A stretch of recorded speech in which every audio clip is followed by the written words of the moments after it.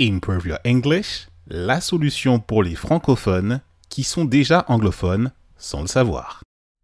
Proverbs and idiomatics.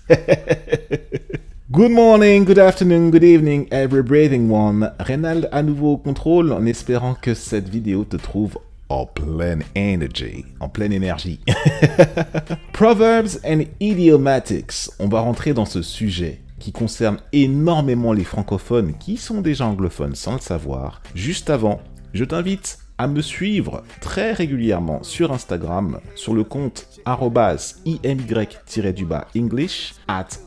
@imy_english, où je donne plein de tips and tricks, je donne plein de petits mots, de petits rappels, des petites règles de grammaire vite fait, pour te rappeler au bon usage de la langue anglaise et toujours pour te faire progresser. Aussi, si tu souhaites aller plus loin, il y a la Virtual Classroom, la classe virtuelle, où je donne des cours. Il y a d'ailleurs un cours gratuit qui est déjà disponible et en ligne.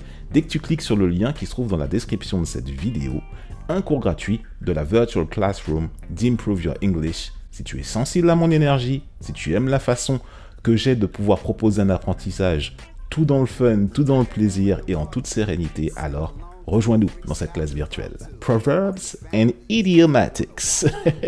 Alors, les proverbes, les idiomatiques, les expressions de la vie courante, on a tendance, nous francophones, à vouloir les répercuter dans une langue que l'on souhaite apprendre en pensant que ça veut dire que ça amène plus ou moins la même chose, que ça veut dire la même chose. C'est quelque chose qui est assez inconscient et je l'ai beaucoup constaté chez les élèves que j'ai au sein d'Improve Your English. Et là, typiquement, je t'invite à te connecter à une expression du type, voilà, que j'aime bien utiliser très souvent en guise d'exemple, c'est en français, on dit « les chiens ne font pas des chats ». Les chiens ne font pas des chats, ça veut dire qu'en gros, on pourrait dire tel père, tel fils, ou telle mère, telle fille. Il y a des traits de caractère, des traits physiques ou des traits communs ou psychiques entre deux personnes pour pouvoir dire que, voilà, eh ben, il y a des similitudes. Eh ben, tu sais, en anglais, on va pas du tout dire, voilà, les chiens ne font pas des chats, à savoir dogs don't make cats. Ça n'a absolument aucun sens quand tu le mets dans la façon de penser anglophone. Dans le monde anglophone, pour pouvoir signifier cela, on va dire Apples don't fall far from the trees. Si tu traduis littéralement en français, cela veut dire que les pommes ne tombent pas loin des arbres. Effectivement, on peut se représenter en français des pommes, le fruit qui tombe d'un arbre qui lui apporte, voilà, qui a été ensemencé à un moment donné.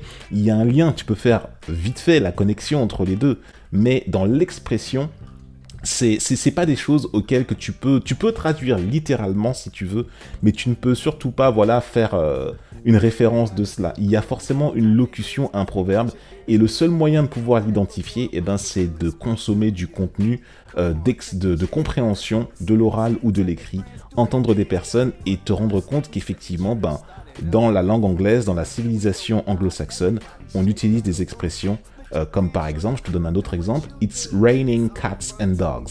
Si tu traduis littéralement, il pleut des chiens et des chats.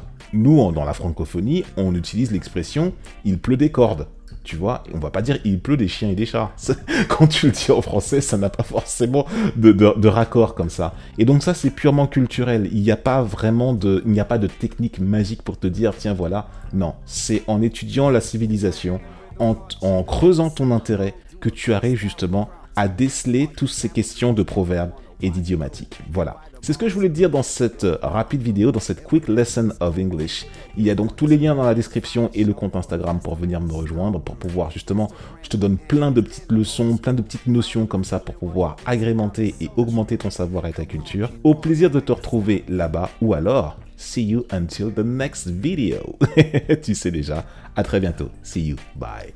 Improve Your English, la solution pour les francophones qui sont déjà anglophones sans le savoir.